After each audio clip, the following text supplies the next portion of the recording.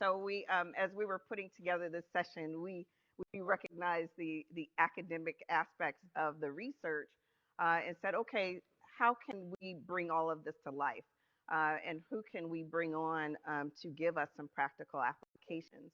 And we realized that everybody in the room is not dealing in culture and employee engagement, but our argument is that you should. We make an argument that all should care about it, as we're talking about our business success and the reputation of our companies. And so if you think about your employees as potential ambassadors or detractors, that whether it's online or across the backyard fence, as we used to say, I don't know if folks still do that, but online in particular, we want to make sure we have engaged employees. So we'll start just with a few questions about, if you could, um, Kelie, if you could just start, just talk to us about some specific examples of engagement and strategies in your company that have been successful among hybrid and folks that are in the office. Hi, everybody. So excited to be here with all of you today. And I think, one interesting thing for us is the hybrid model is actually a part of our DNA. And so it's something that we've embraced in all facets of the things that we do. And so it's allowed us to make sure that we are embracing both our on site associates as well as our remote associates. And so when we think about the way we do business, we focus on it from that perspective. As an example, the vast majority of our conference rooms have hubs in them. And so when we have meetings, we make sure that we have meetings that are available for our remote associates to log into, and then they are in the room essentially, right, with the on-site associates. Um, we do a lot of programming we have inclusion resource groups, and a lot of the programming and events that they have are also live streamed so that associates can watch those. When we have important meetings where we're having leaders speak, we make sure that we are allowing those to be online, so again associates can plug into those. But it's even little things like we quarterly, our CEO has town halls, the small coffee chats with a small group of people. And when we have those events, we have them for on-site associates, and then we actually have them for remote-only associates. So when communication goes out and associates are asked, they are given the options for those, and they're instructed that, hey, this session is specifically for our remote associates who do not live in the city where our corporate office is. And again, it's to give them access, but it's also so that she can hear some of the specific needs that they have. So again, a kind of a way to make sure that we're bringing it into our business processes. And I think there's other examples of things that that can be done, but those are just some of the ways that we approach making sure that again it's a part of our DNA and included in all the things that we do. Thank you. Jillane, can you answer that? Yeah, sure. So I personally have a lot of experience with like plant workers, people who are fully remote and in different environments, the deskless, the computerless type of people. And you do have to do some different things to reach those people, engage those people. Um, I think the personal touch is really important. And so I like what you said, Kelie, about having those outreaches to those people to get their specific input because they need to feel listened to.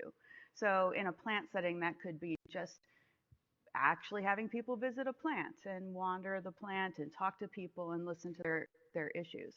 I also think in this more hybrid world, some of the better approaches I've seen are just making sure that when people are in the office, you're figuring out how to make it really intentional and valuable. Um, I saw there's a new study that just came out where they talked about three key times when you should have people, even if they're hybrid, partly in the office, partly out. But three key things to do when they are on site, and that's onboarding, it's kicking off a new project, and things that help them connect with each other. And I think those are really great examples. It's something we do a lot with our own firm, and I see it with several of my clients too. Yeah, So thank you for that. And then with folks working from home during COVID, DEI issues really sprouted up in terms of, well, it really came forward as we tried to get employees back into the office. But we learned some things with people at home, and especially with people of color. Many preferred to work from home because of the microaggressions that they would experience in the off, excuse me, in the office, and and other things. So that's why we have a DEI officer here to talk to us about some of those specific challenges that you've seen, and then strategies you've had to address them. That's actually a really good statistic, and it's also true for women. So minorities and women were the employees, again, around the country that embraced that remote work the most because of the microaggressions, because of balancing work and life. It allowed them to have some flexibility that they didn't have before.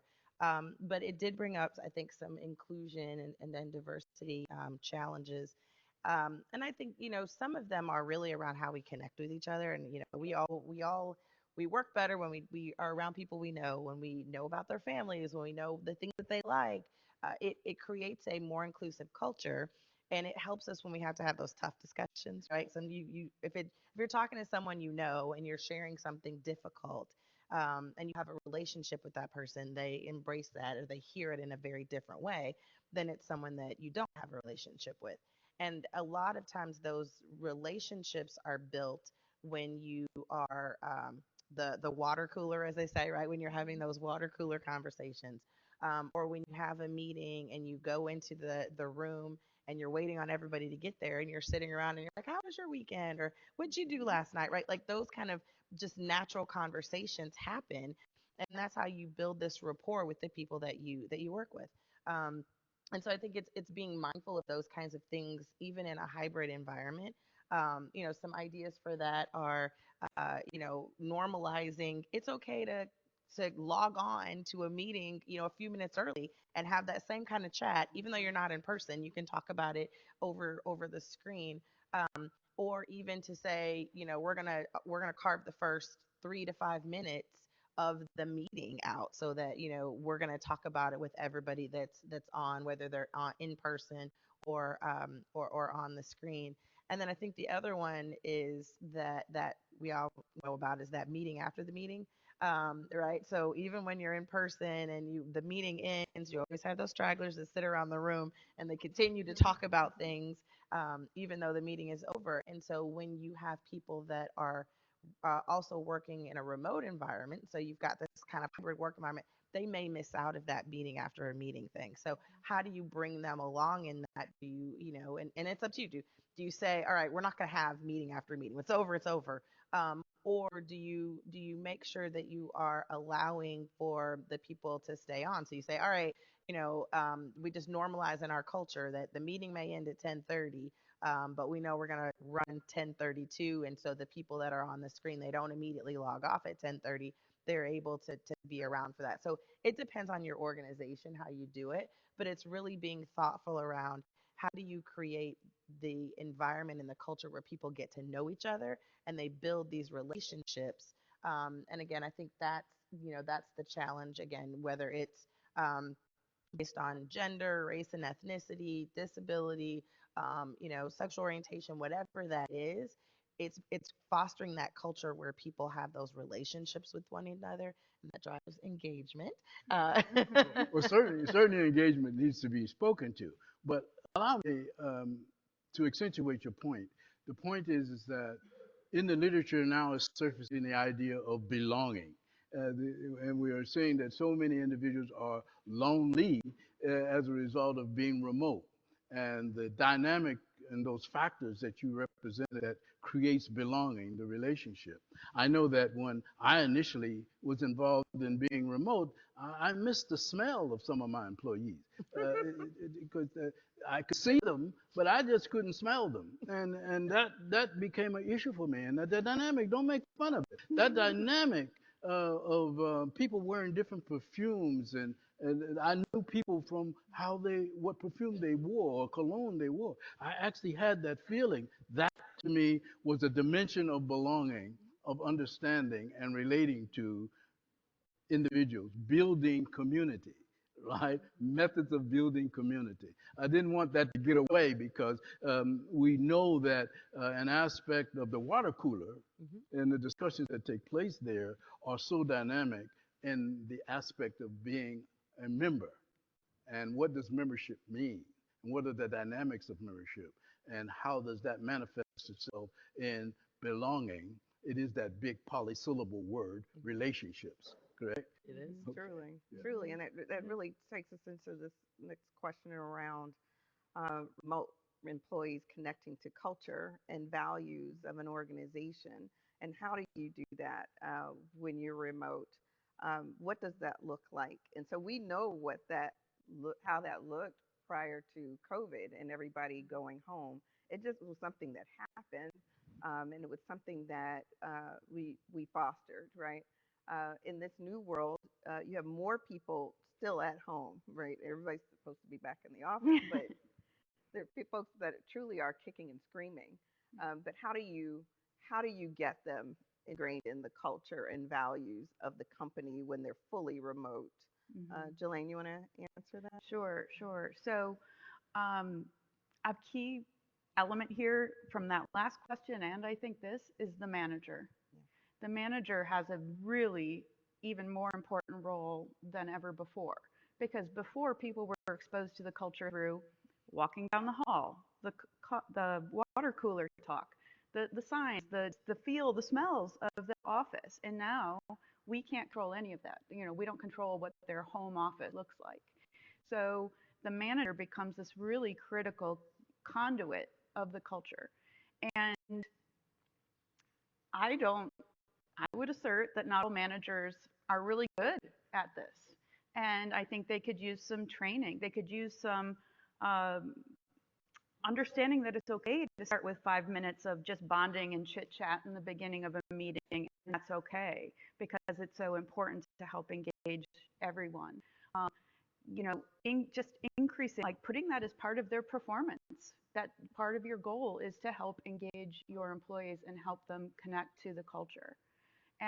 But with intention. It's not just the sake, engagement for the sake of engagement, but engaging them in the bigger picture. Their job might be this, but we want them to be engaged with everything that's going on at the company and the purpose of the company. And that's not going to happen when you're just in meeting after meeting and then sitting at home by yourself. Truly, truly. And that doesn't even take into account the mental health and well-being Yes. issues that folks may have always dealt with, but it hadn't been at the forefront the way that it is now. We're encouraging people to talk Yes. about it, but I don't know that we've trained No, managers no, to deal with absolutely. it, To be more caring and observant of that. observant. But then what do you do, really? Yeah. In those cases, Yeah, I think you still have not to trained. keep in mind though that managers are people too, Yeah. and it's just that they're suffering from the same Yes. losses Yes. as in terms of engagement. As an organizational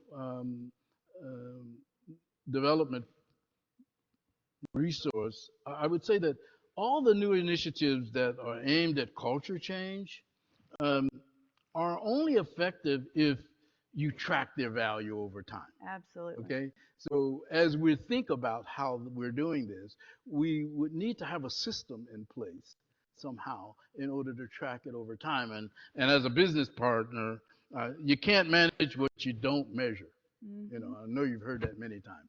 And I think that's a practical application of this whole discussion is having systems in place in order to actually realize the progress you're making or the lack thereof. Right. And I agree with that. I think too, we all know this. Our employees will tell us If we listen, they will tell us exactly what's on their mind. They will Indeed. tell us what's working and they will tell us what's not working. And it's about listening out. They may not tell us directly, right? If we have a team, we may not hear directly from our employees, but they're telling somebody. And somebody's then telling another person who's telling another person. And so are we as an organization plugged into all of the different places where that information is happening so that we get that? Listening. Yep. So that the other is like there's to your point around one of the things we were talking about is doing just simple surveys where we periodically, whether it's monthly or quarterly, on the team, so not as an organization but on individual teams, Oh my. we send out one question and we just say, hey, how is our team doing on supporting inclusion or nurturing a culture where everybody feels like they have a voice and they belong. One question: tell us on a scale of 1 to 5, how do you feel? And so, just with one simple question, are you able to take a pulse check on your team? And then you're able to kind of gauge. I went to a conference. This was maybe a month ago, and the speaker said something that was so elementary and enlightening that I was just like, wow. But he said, culture starts with each of us. Like we always think about the organization, and he told this story about someone, starting at a company and on a team, and when they started, the manager bought the person cookies. And he'd never bought the person cookies before, but this was a brand new person to the company, and he bought the person cookies. And so that person then, over time, new person started and they were like, oh, we got a new person starting on the team. Who's buying the cookies? And the team was like, what are you talking about? We don't buy cookies. And he was like, well, I got cookies when I started. Like, we're going to buy cookies for this next person. And so it created this culture on this team where like every single person that started there on that team now got cookies. And so he's like, it's little things like that that we don't necessarily always think about, but like we all own it. And it doesn't have to be some massive thing to transform culture. It could be something really, really small that we do.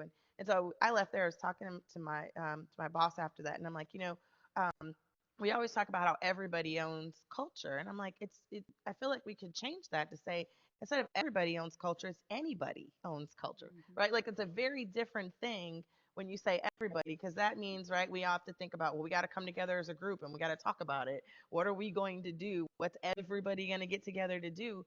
When you say anybody owns culture, that just means you as a person, you can go out and do things to improve the culture of your organization, even if it's just buying cookies for somebody new that started on your team. So it was just a really interesting, thing that I heard, and I'm like, wow, like that's so simple.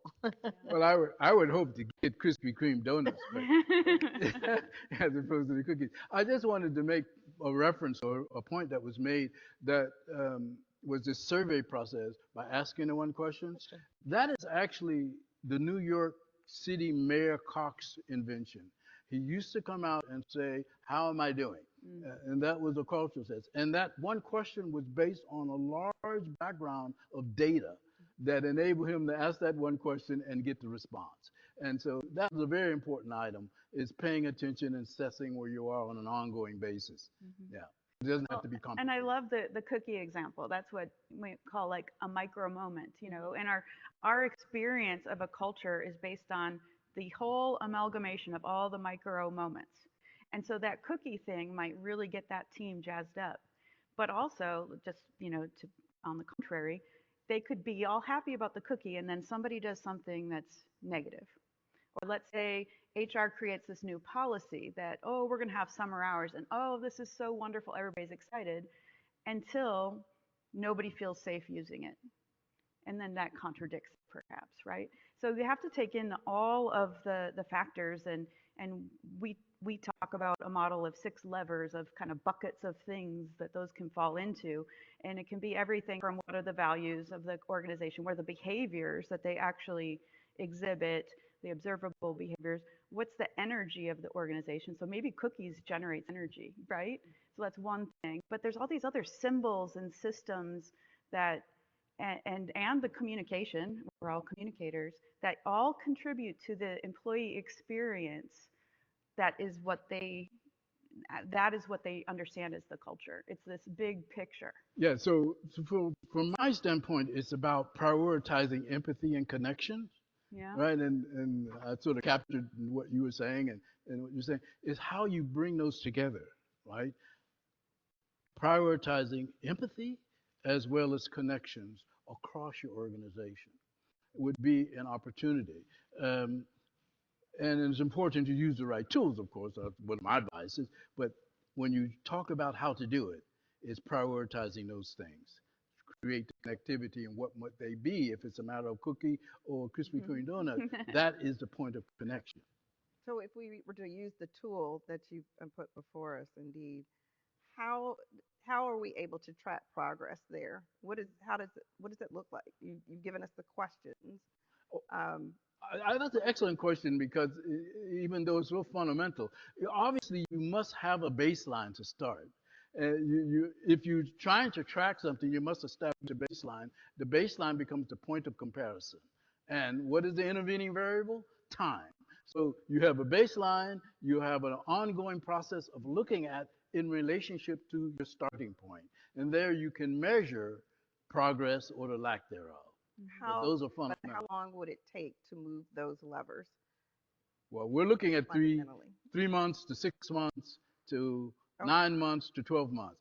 You know, it's like strategic planning. You know, days they used to talk about we're going to do strategic planning 3 6 years. Well, if you're going to do a 3 6 year strategic plan, you better look at it every 30 days.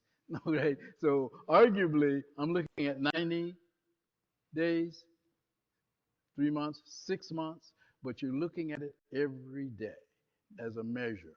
But if without the baseline, you have nothing to make the comparison. And then fundamentally, we would look at the mentorship that you propose. Now talking about the empathy. You're talking about some of these other things in order to move those levers. Yes, and make it public. Yeah. And make it public. That means everyone has access to it. It's not something you're looking at alone. You're engaging and allowing others to see it on an ongoing basis so that you don't have to be the source of all the information. Right? You know, that brings the point to me, this idea when we first had this issue of bringing people back to work after people being away from work as a result of COVID. Management started looking at, well, I think they should come back to work. Well, one of my clients says, what is the best way to approach this? I say, a simple way, ask your employees. Ask them what they think, all right? Not that they're going to give you the right answer or the answer that you want, but at least they would be engaged, okay, as a part of your process. Mm-hmm. Yeah. Mm-hmm. I think too, when you talk about engaging, you talk about the plan. It's setting different stages of the plan, right? There are different things that you can do on that journey. So it may take you, like I just mentioned, we have all the meeting rooms that have the hubs in them, right? Well, that's not an overnight. There's an expense to doing that, right? There's a cost to securing the technology and building it in the space, and so that may be a 2 or 3 year out, right? Where we're working toward that.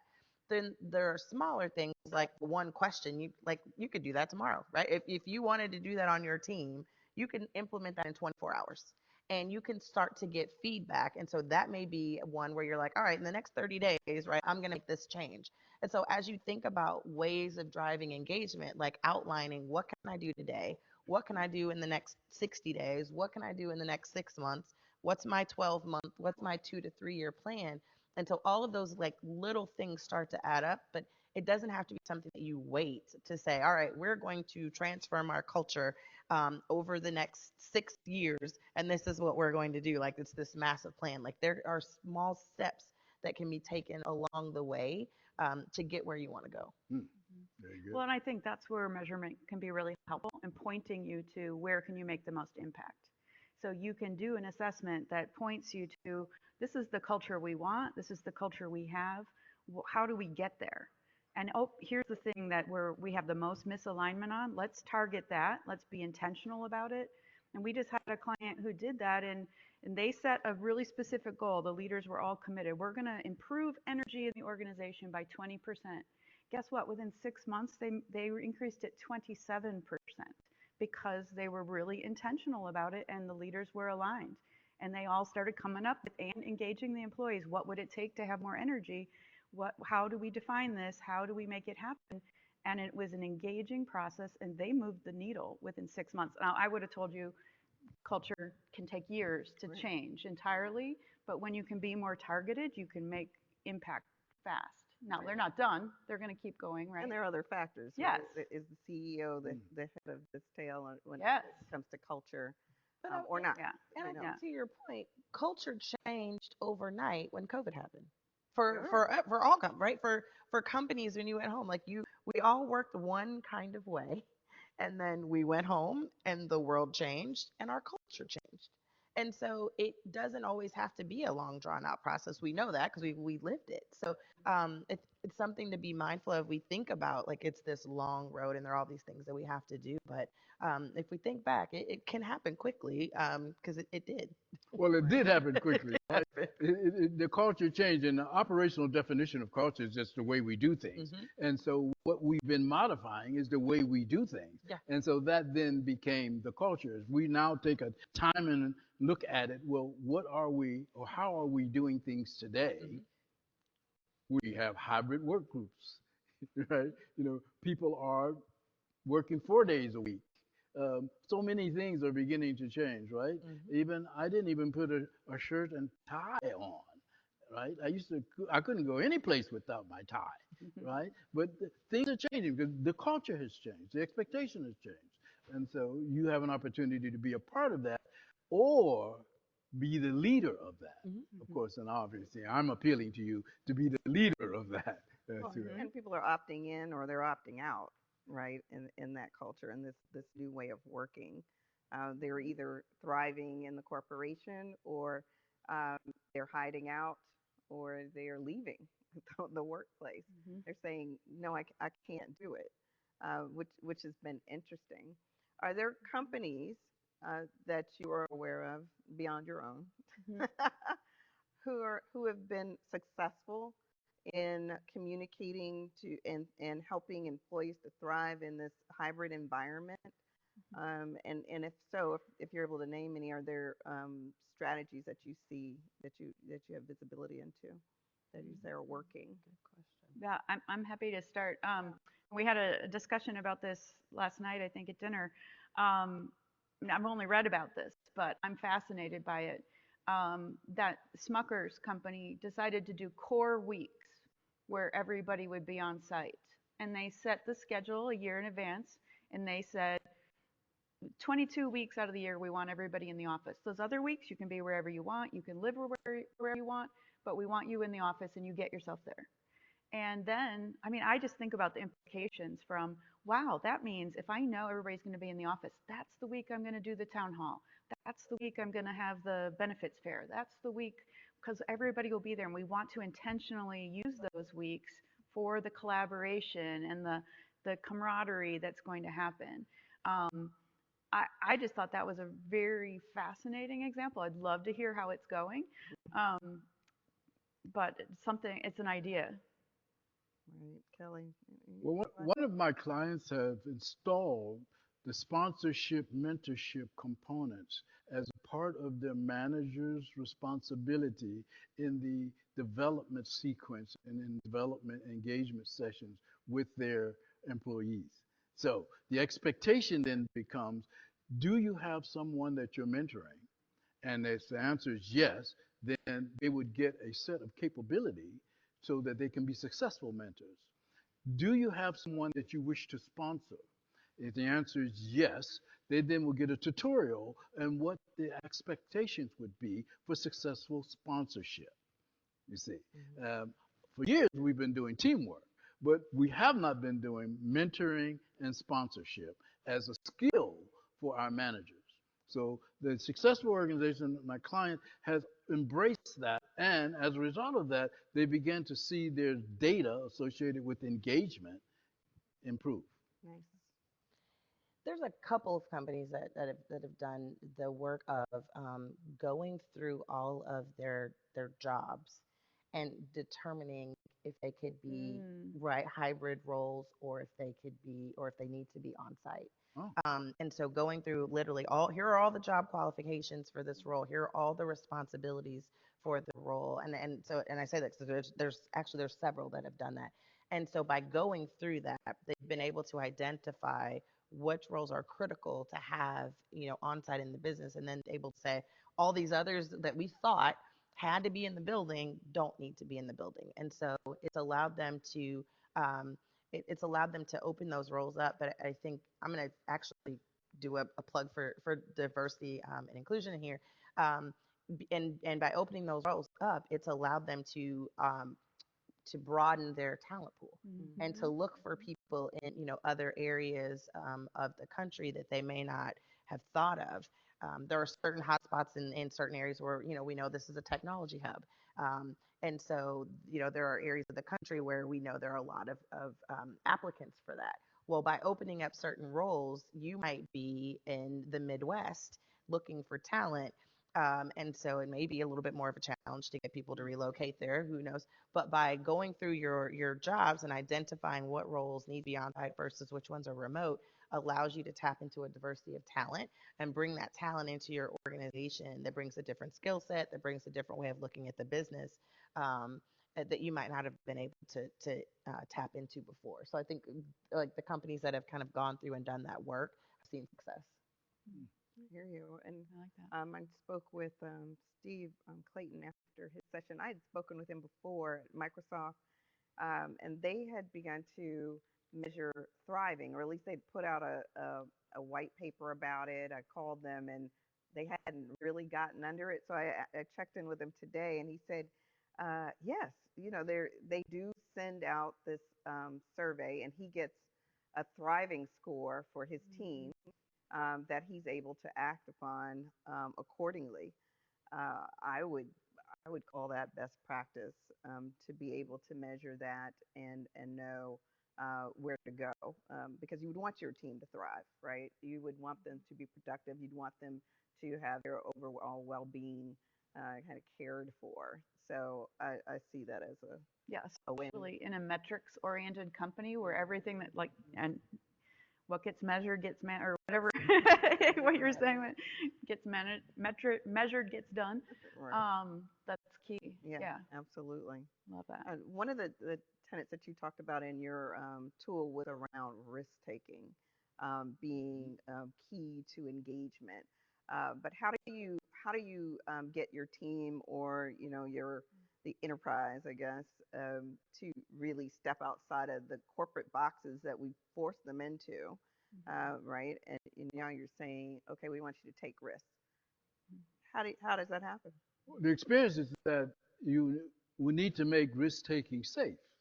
Yes. You see, and that means you would need to build a reward structure around the demonstration of that behavior. You would need to identify what those behaviors look like in order that they can be recognized on a systematic basis, right? And that then will allow the democracy, the democratic aspect of sharing of that method within your organization, right? Just not do it on an exception basis, but do it on the basis of the whole organization, right? By establishing those type of criteria that people can see as predictable and they can expect, Right. not Yeah. be surprised by. Yeah, I would agree. They need to see other people doing it and succeeding or not being punished if for a failure, for example. I'm working with a smaller kind of startup company where they've put parameters in place, and so they call it their just do it culture. But it's not just do anything you want. It's, is it aligned with our strategy? Is it going to be good for our patients and customers? Is it aligned to your leaders' intent? And will you be fully accountable for whatever happens when you make this decision? And I was like, that's kind of a good framework. And then when people do take a risk and they aren't punished for it if it fails, that's where you see that uptick. Yeah, so one key aspect of that in it, when you're trying to facilitate innovation, is that you would want to reward progress, not to see failure as the end all, but see failure as a step toward progress, right? So that you would need to have that in your language, in your discussion, as a Absolutely. part of your culture, as the way you do things, as opposed to punishment. So if you're going to generate innovation, you have to facilitate the risk taking around creating the possibility of not succeeding. But if you don't succeed, the opportunity to learn from what of not succeeding is really the key. How do you position that in a positive light? Yeah. I think one other thing from it, as you think about risk taking and innovation and it's creating a culture where everybody's voice matters. So everyone feels that if they throw out an idea, their idea is going to be evaluated equitably, the same as some, right? And just as someone else's is, doesn't mean that it's going to be done, right? Doesn't mean that it's going to move forward, but that they also are encouraged to share their idea. It's going to be listened to, again, whether or not it's done. And so that I think is the other piece of risk taking, because I think sometimes people don't put their idea forward because they feel like their voice is not as powerful. They don't matter as much as others in the room. And so as leaders, we've got the ability to say, okay, gonna we're gonna do risk taking. We're gonna be a culture of risk taking. We're also gonna be a culture where anybody can bring forward an idea or a risk that we're going to evaluate, and we're not going to shoot down some ideas or elevate others simply because of who posed the idea. So I think there's some of that too that we have to be Yeah. thoughtful of. I know, but and hopefully you have questions, and if you can get ready to ask your questions. Okay, go ahead. Can't really see them. Back. I could. There's a hand up. There's a couple. He's coming. Hi. Hey, Ethan. Hello. Hello. Hello. Okay, there we go. Hi, I'm Ethan McCarty. I run a company called Integral. We focus on employee experience and communications and activation. We do some research as well with the Harris Poll and Dr. Rita Men at the University of Florida, which I'm very eager to share with you, Professor. One of the findings, just a real headline from it, is that generally speaking, people in leadership positions report much elevated, like higher and elevated states of positive feelings and mindsets at work by comparison to individual contributors. But then when we dug into that data, most recently we found that the senior leaders and middle level managers dragged that average way up. And it turns out that the least happy, least engaged people in many organizations, this is a sample size of 2,000 people across the United States, are first line managers. So I just wanted to share that with you because I think it really, really underlines some of the findings that, that you also shared with us, that managers are kind of getting a lot of direction from the top and probably complaint from below, and they're ill-equipped, as you were saying, Deb.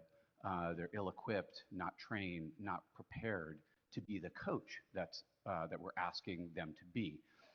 So that's forgive the filibuster, if you will, a little bit of a setup for my question about mentoring, which you brought up.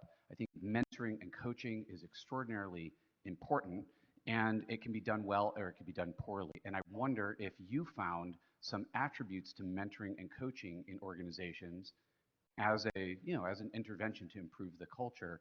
Are there some attributes of mentoring that we might take away to say, oh, this kind of mentoring or that kind of mentoring, or is there a way to do it that is more inclusive or open to hybrid work styles and so on? And thank you very much for sharing your research with us. Thank you. Thanks, Ethan, for the didn't question. get that. Do you want to take it? About mentoring. Wants to know if you have advice Oh, you on can. mentoring. How is mentoring? Yeah, advice on So attributes of mentoring that are important. What aspects of it? If I'm hearing the question correctly, and I'm sorry, the system didn't really give me the benefit of everything. Is what aspects of mentoring are important? Attributes. Yeah, what The attributes of mentoring? Well, one of the key components of the mentoring idea is that you have the ability, one of the individuals has the ability to provide the necessary balance in the relationship and provide added contributions, something that is valuable. So at the entry point of the discussion, if you're going to be involved in effective mentoring, you have to be able to assess the need that the person has, the mentee. You need to be able to make an evaluation of what that need is. And then you would offer resolution to that particular item. For example, if the individual is struggling with the opportunity to make themselves visible in the organization, let's assume that's the issue. And the opportunity then would be to offer multiple ways for that to be addressed. That then is how that relationship would work. The idea that in mentoring is that you don't want to have a preconceived notion of the answer in the form of the mentor. You want to listen at multiple levels in terms of what the issue is. So one of the key skills for a mentor is effective listening. And that means you cannot know the answer before you can raise the proper questions. All right. So the preparation for effective mentoring is knowing and understanding the individual, the mentee, and that is developed through creating what? A level of intimacy in your relationship. Key to intimacy in a relationship as a mentor is that then you're able to anticipate what that person wants. That model is also true in the organization and their whole marketing strategy. Is that the key, the person that's going to be successful is that person who can meet the unexpressed need. In order for you to meet an unexpressed need, you have to have a level of intimacy in your relationship. So there's a lot of time invested in creating knowing the other person as opposed to judging the other person.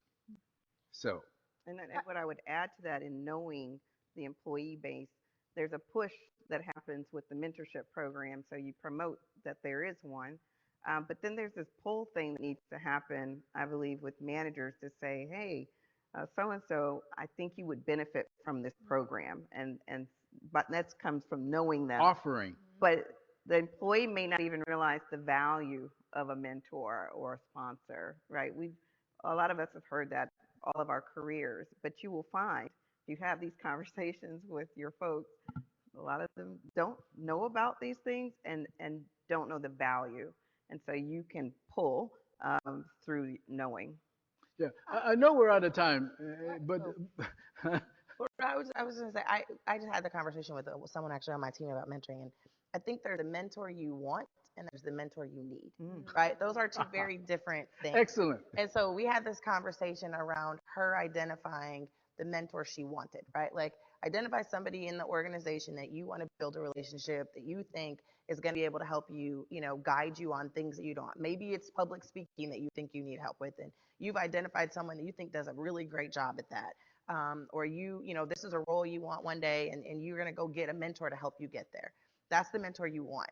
The mentor you need may be completely different, and that may be a more formal mentorship that, as a leader, we work on identifying for you. That's somebody that's going to help you round out a skill set that in order for you to advance, I think you need, or the organization thinks you need. And so those are two very different things, and you can have both. Again, one through kind of a formal mentorship program we talk about, and one that's more informal. But I think kind of breaking it down to talk about it in terms of, what do you want and what do you need helps somebody think about a better way to be mentored. Okay. Yeah. Thank you. So Again, we are out of time. we're out of time. So I first I want to thank the panelists for joining us and for sharing this deep insight and offering practical applications to our audience. And I want to thank the audience for sticking it out with us. Right. Thank you.